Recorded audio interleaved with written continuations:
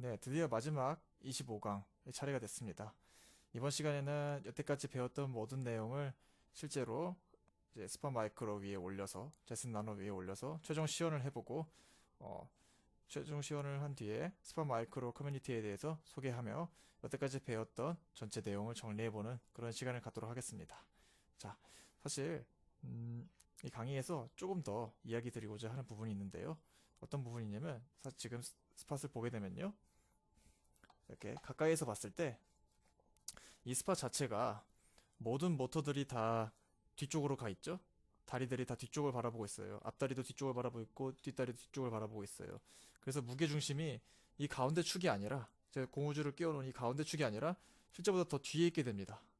그래서 지금 이 가운데에 제 손을 대고 이렇게 움직여 보면은 앞에로 움직일 때랑 뒤에로 움직일 때랑 뒤에로 움직일 때가 훨씬 더 힘이 많이 드는 것을 알 수 있어요. 무게중심이 훨씬 뒤쪽으로 가 있다는 그런 얘기가 될 수 있을 것 같아요.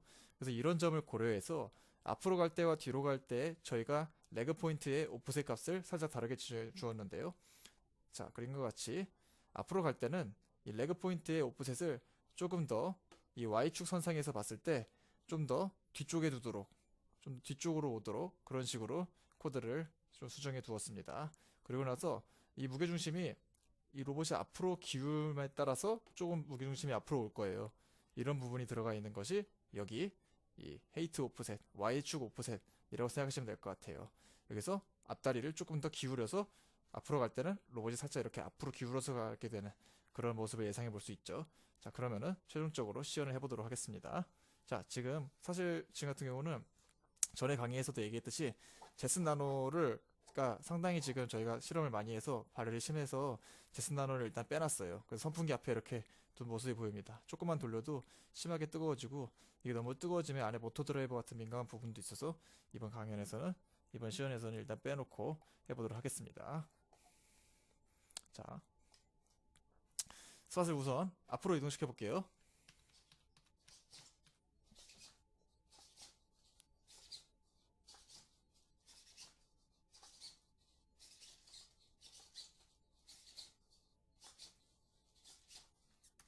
네, 앞으로 잘 움직이죠?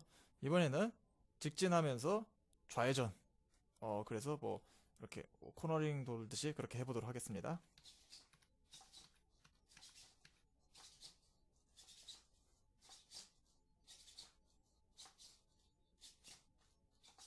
그래서 지금 카메라에서 보실 때 점점 더 이제 장판에 맞춰 볼게요. 장판과 수직이 되도록 주차를 한다고 보시면 될 것 같아요.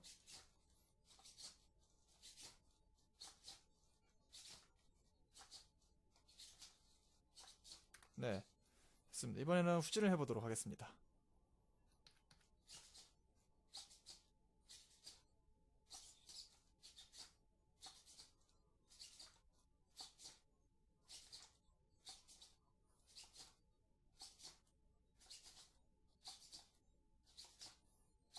오, 네, 정지 해보도록 하겠고요. 네, 지난번에 말씀드린 것과 마찬가지로 사실 지금 얘가 오면서 선이 하나 빠졌어요. 그래가지고 정지됐는데, 네, 마지막으로 말씀드리고자 하는 것은 이 T값들을 시뮬레이션에서 이제 여러분들이 직접 실험해 보신 다음에 지금 같은 경우는 저희는 실제 로봇에 적용시키면서 좀 더 느리게 보여드리기 위해서 이런 밸류들을 사용했는데 이것을 여러분들이 시뮬레이션에서 최적화된 값을 이용해서 얼마든지 바꿀 수 있다는 점도 마지막으로 설명해드리고 데스크탑에서 나머지 설명 이어나가도록 하겠습니다. 네, 다시 데스크탑으로 돌아왔습니다. 네, 지금까지 스팟 마이크로를 제작하는 강의를 진행해 보았는데요. 네, 총 25강을 진행해 봤죠. 그래서 뭐 시뮬레이션도 하고 3D 프린팅 보는 방법, 조립하는 방법, 키네마틱스 배워봤고 인버스 키네마틱스 실습도 해보고 제슨나노를 사용하는 방법에 대해서도 배워보고 서브 모터를 제슨나노로 다루는 방법, 사족 보행 로봇을 어떻게 보행시킬 수 있을 것인지, 그리고 서버 모터를 사용했을 때 캘리브레이션을 하거나 제자리에서 걷게 하는 이런 실습도 해보고, 네, 더불어서 이런 학습적인 것뿐만이 아니라 이제 실제 시뮬레이션에서 작업한 내용들을 로봇에 가지고 오면서 어떤 식으로 디버깅 포인트들이 있는지 혹은 주의해야 될 점이 무엇인지 하는 방법론적인 그런 이야기들도 해봤습니다. 그래서 이제 25강을 거쳐서 마지막 이제 최종 시연을 마치고 이제 스팟 마이크로 커뮤니티를 소개해드리고자 하는데요. 사실 이 스팟 마이크로를 이 다중보행 로봇을 설계하고 3D 프린팅 파츠를 만들고 뭐 어떤 부품을 써야 되고 소스 코드를 바닥부터 짜고 하는 모든 과정을 저희가 직접 한 것은 아니에요. 이 스팟 마이크로 프로젝트는 오픈 소스 프로젝트입니다. 그렇기 때문에 이제 전 세계에 그 누구라도 스팟 마이크로를 만들 수 있어요. 대신에 저희가 진행했던 뭔가 좀 차이점이라고 했을 때는 이 스팟 마이크로가 처음 만들어졌을 때는 오로지 아두이노 메가로서 이제 만들어졌다고 저도 알고 있는데 아두이노 메가와 MG996 서버 모터를 사용해서 만들었다고 알고 있는데요. 저희는 그렇게 한 게 아니라 싱글보드 컴퓨터인 제슨 나노를 사용하고 이와 더불어 좀 더 토크가 높은 CLS 서버 모터를 사용해서 만들었으며 이제 전원부에서도 이 드론 같은 곳에 쓰이는 리튬 폴리머 배터리를 사용해서 만들었다는 그런 하드웨어적인 차이점이 있을 거고요. 그리고 소프트웨어적으로는 파이블렛 시뮬레이션을 사용했으며 이 파이블렛 시뮬레이션에서 먼저 여러가지 매개 분수들을 직접 체험해보고 그 후에는 뭐 보행 메커니즘을 최적화한다든지 아니면은 이 실제 보행에 필요한 여러 매개 변수들을 최적화하는 과정을 거친 다음에 이제 실제 로봇으로 옮기는 작업들이 들어가기에 이러한 소스 코드적인 부분에서도 차이점이 있다고 말할 수 있을 것 같습니다. 그래서 저희도 처음에 시작할 때는 이 오픈 소스 프로젝트이기 때문에 미리 다른 분들이 여러 노하우를 녹여서 만들어 놓은 소스 코드를 감사하게 먼저 이제 시연을 해보고 그 위에서 여러 가지 문제점들을 파악한 다음에 이 일을 해결하기 위해서 저희가 직접 개발을 하는 그런 과정을 거쳤다고 보시면 될 것 같아요. 그래서 저희 또한 저희가 진행했던 이런 작업들을 이렇게 동영상 강의로 배포할 수도 있지만 글로써 작성하거나 이 스팟 마이크로 커뮤니티에 공개를 할 수도 있는데요. 이런 식으로 오픈소스 프로젝트에 기여를 하는 것을 영어로 기여가 컨트리뷰션인데 이렇게 컨트리뷰션 한다고 얘기를 합니다. 그래서 저희는 지금 이 스팟 마이크로의 컨트리뷰터가 된 것이죠. 자, 그런데 이렇게 컨트리뷰션을 하기 위해서 알아야 될 여러 가지 정보들도 있고 어디에다가 이제 컨트리뷰션을 해야 되는지 그런 내용들을 주로 커뮤니티에서 찾아볼 수 있는데요. 그래서 이와 관련된 여러 가지 링크들을 한번 가져와 봤습니다. 첫 번째로 스팟 마이크로 AI라는 깃랩이 있어요. 보시면 여러 가지 부분들이 보이죠. 3D 프린팅 파츠, 모델링 파츠도 보이고 인스트럭션, 뭐 런타임, 라즈베리 파이로 사용할 때는 어떻게 해야 되는지인데 디플리케이티드라고 하는 것은 뭐 더 이상 누군가가 트래킹하지 않는다라는 뜻이에요. 뭐 일렉트로닉스 파츠도 있고 시뮬레이션 파츠도 있고요. 뭐 웹사이트도 있고 이런 식으로 돼 있네요. 그래서 여기 보시면 저희도 처음에 이런 식으로 이 모든 페이지들을 다 뒤져가면서 우리는 제슨 나노와 CLS 모터를 사용해서 스팟 마이크로를 만들 건데 그러기 위해서는 어떤 식으로 구현해야 될까라는 정보들을 모두 이곳에서 가져왔다고 보시면 될 것 같습니다. 그리고 뿐만 아니라 시뮬레이션에 대해서도 많은 도움을 받았습니다. 그래서 이 첫 번째 깃랩이 있고요. 두 번째는 강의 초반에도 말씀드렸지만 처음 시작하는 여러분들도 빠르게 만들 수 있도록 이런 가이드라인들을 제공하는 더큐먼트 페이지가 있습니다. 그래서 뭐 스토리부터 해서 컨트리뷰션 하기 위해서는 어떻게 할 수 있냐 이런 식으로 나와 있죠. Everyone is welcome to join and collaborate 라고 되어 있는데 여러분들 모두가 저희가 했던 것처럼 이런 기여를 하실 수 있습니다. 그래서 이제 여러 정보들을 이곳에서 얻을 수 있긴 한데요.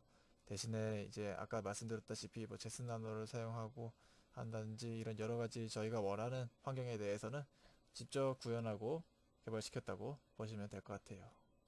그래서 사실 이 부분에서 저희가 다루지 않았던 건 이 레인포스먼트 러닝 부분이 있을 건데요. 강화학습이라는 개념입니다.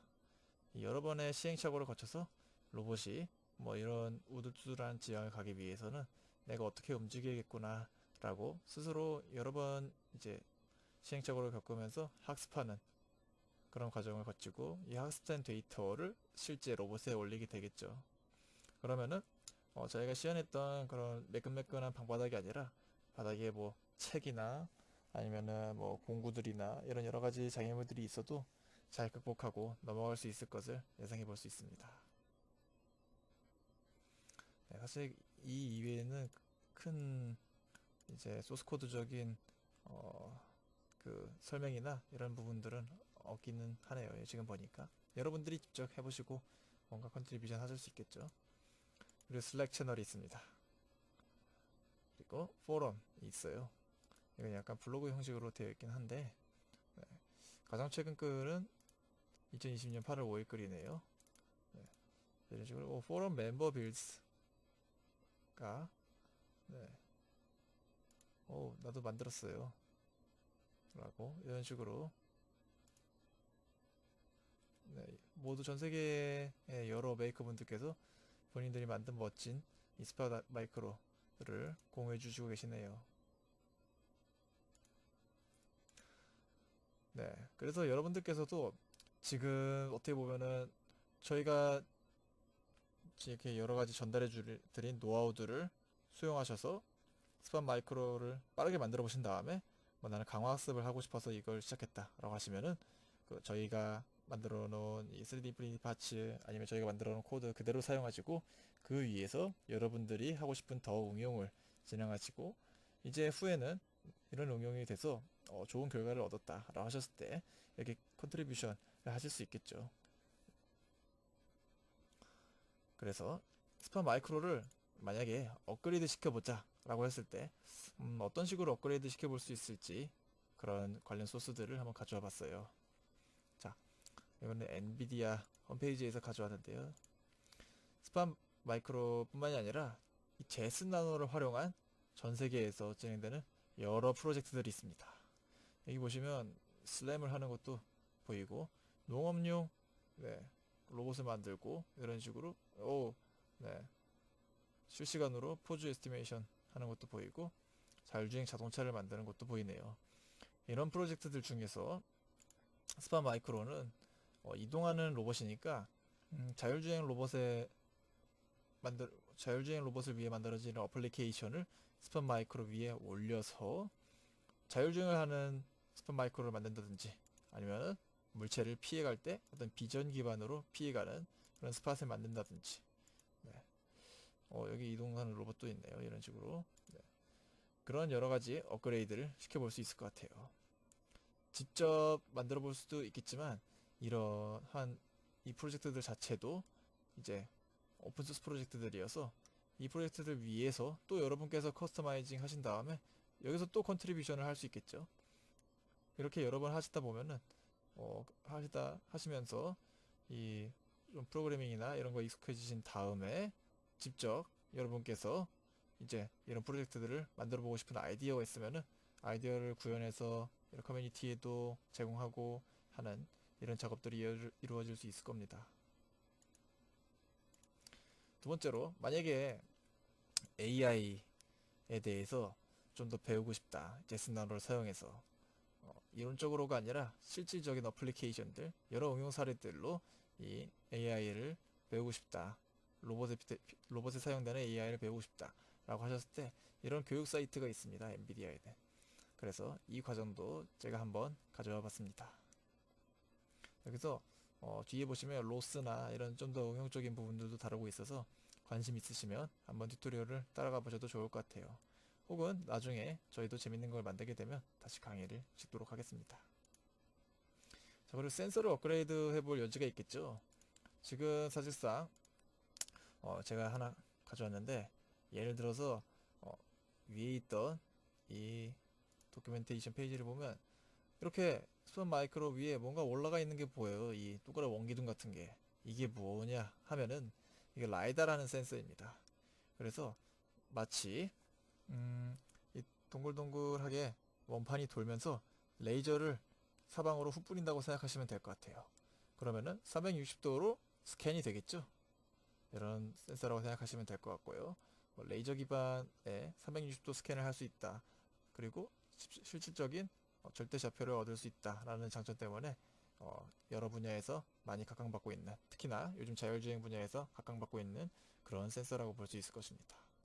자, 그래서 뭐 이런 센서들을 이 스파 마이크로 위에 올려볼 수 있을 건데, 그래서 디바이스 마트에서 뭐 현재 판매되고 있는 여러 라이더들을 제가 한번 가져와 봤는데요. 사실 저희가 진행하지 못했던 부분도 가격적으로 좀 부담되는 가격이긴 해요. 라이다가 아직까지는 그래도 좀 가격이 있는 센서인 것 같아요. 네. 이런 식으로 스팟을 업그레이드도 해볼 수 있고, 혹은 오픈소스 프로젝트에 컨트리뷰션 할 수 있는 이런 방법들에 대해서도 이야기를 해드렸습니다. 자, 그리고 이 사족보행 로봇이죠, 스팟 마이크로가. 이 작업을 하시면서 로봇을 만드는 게 재밌다. 근데 사족보행이 너무 재밌다. 사족보행 메커니즘도 재밌고 키네매틱스도 재밌고 사족보행에 대해서 좀 더 공부해보고 싶다 라는 분이 계실 것 같아요. 그래서 사실 저희도 어떤 연구 분야나 연구 집단이 아니기 때문에 이러한 더 학술적으로 의미 있는 연구를 하시는 그런 연구실과 단체 혹은 기업들이 있습니다. 그래서 해외와 국내에 있는 이런 사족보행을 주로 다루는 그런 집단들을 제가 메이저한 집단들을 한번 가져와 봤어요. 모두 나열하지는 못하였습니다. 첫 번째로 국내부터 이야기하도록 하죠. 국내 성균관 대학교에 에이딘 로보틱스라는 곳이 있습니다. 이 곳은 연구실이자 동시에 스타트업이기도 합니다. 그래서 사족보행에 대한 연구도 진행하고 액추에이터나 여러 센서들 또 판매하는 등으로 실질적인 스타트업의 형태도 갖추고 있는 것으로 알고 있습니다. 얼마 전에 진행됐던 로보월드에서도 이제 시연되는 동영상을 제가 본 적이 있는데 상당히 깊은 감명을 받았습니다. 그래서 뭐 들어가 보시면 깔끔하게 홈페이지도 돼 있고, 이런 식으로 어떻게 사용되는지 이동할 때도 이렇게 해서 이동하기 편하겠네요. 이러한 연구실입니다. 그리고 또 다른 국내 사족보행을 하는 연구실로 카이스트의 라이랩이라는 곳이 있었습니다. 자, 그래서 사실 아까처럼 동영상이 바로 나오지는 않는데요. 리서치에 들어가 보시면 사족보행을 하시는데 딥 레인포스먼트 러닝, 강화학습을 사용해서 어떤 어플리케이션을 만드시는 것도 있고, 이건 물리 시뮬레이션인가요? 네. 지금 보시다시피 이 연구실에서도 직접 로봇에 바로 가는 게 아니라 시뮬레이션을 통해서 가는 것이 보이죠. 네, 다이내믹스도 하는 것이 보이네요. 자, 이러한 국내 연구실도 있습니다. 이런 연구실들에 컨택을 하거나 아니면 사직보행 공부를 하다가 질문이 생겼을 때는 이 연구실 연구자분들께 질문을 해봐도 답변이 올 것 같아요. 더 훌륭하신 분들이니까요. 그리고 해외로 넘어가서 강의 초반에 말씀드렸던 미니치타를 만들었던 MIT의 바이오미메틱 로보틱스 랩이 있습니다.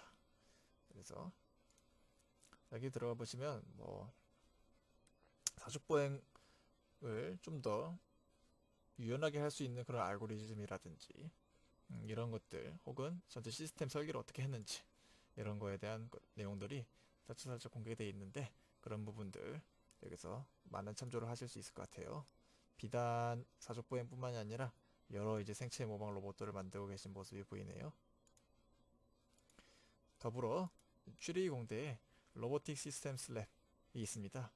사실 앞서 말씀드렸던 이제 카이스트의 라이랩에 계신 이 교수님께서 이 로보틱 시스템스 랩 출신이세요. 그래서 이 연구실 또한 사족보행뿐만이 아니라 비전이나 제어에 있어서도 상당히 뛰어난 연구실이어서 저도 이 연구실의 논문을 읽어보는 것을 요즘에 많이 하고 있습니다. 그리고 단순하게 그냥 이제 이런 동영상들 보고 어떻게 와 대단하다 라고 이렇게 재미삼아 보셔도 좋을 것 같아요. 이런 연구를 하고 계시고요. 그리고 이 사족보행 로봇이 연구적인 가치도 있지만 실제 어떤 응용 사례가 있을까요? 사족보행 로봇으로 어떤 응용을 할 수 있을까요? 라고 했을 때 어, 이 로봇을 방위산업, 즉 어떤 탐색을 한다든지 인간이 갈 수 없는 뭐 지뢰밭을 이 사족보행 로봇으로 탐색한다든지 하는 작업들을 해볼 수 있겠죠. 그러한 방위산업 어플리케이션을 적용했던 기업으로 고스트 로보틱스라는 곳이 있는데요. 그래서 이 기업도 한번 가져와봤습니다. 기업 형태를 띠고 있고 이런 식으로 여러 형태의 어플리케이션들을 제공하는 것이 보이네요. 다들 보면 약간 같은 사족 보행을 한다고 하더라도 모양이 조금씩 다르죠? 그래서 이제 가만히 생각해 보면 왜 이 연구실의 로봇은 왜 이 기업의 사족 보행 로봇은 이런 형태로 생겼을까? 이런 것도 생각해 보는 것도 재미있는 과정이 될 것 같습니다. 네, 마지막으로 중국 기업입니다. 유니트리 로보틱스라는 곳인데요. 네, 이게 뭐 빠른 배속을 한 게 아니라 실제로 이렇게 빠르게 걸어요. 로봇이 유니트리 로봇은. 그래서 이렇게 턱을 갈 때도 잘 가고 이런 식으로 잘 넘어지도 않고 로버스트하게 움직이는 모습이 보입니다. 더불어 이렇게 라이다 올라간 버전도 있고 배터리나 액추에이터를 모듈화해서 판매하고도 있는 등 상당히 기술적으로도 뛰어난 회사인 것이 보입니다.